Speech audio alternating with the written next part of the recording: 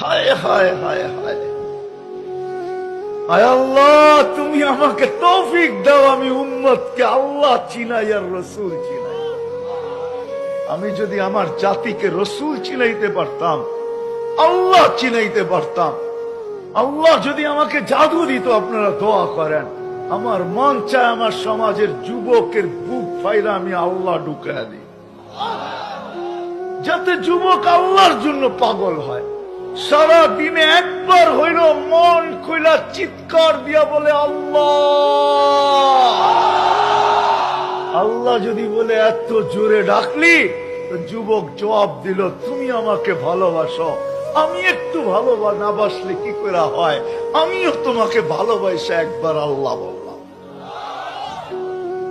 যদি যুবক এরকম হইতো, যদি পারতাম, আমার মন চায় কসম খোদার যে আল্লাহর আল্লাহর রসুল, রসুলও তো চিনি না, আল্লাহর ভালোবাসা তো এখানেই শেষ না।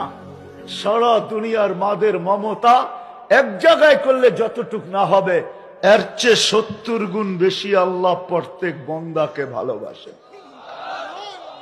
জানি না আমরা তুলনা করতে পারবো কি পারবো না। আরেকটা হাদিস দিতেছি, মুসলিম শরীফে আছে, এক ব্যক্তির উট হারায় গেছে, উট যার উপরে তার পানি ছিল, খাদ্য ছিল, মরুভূমির সফর চলতেছিল।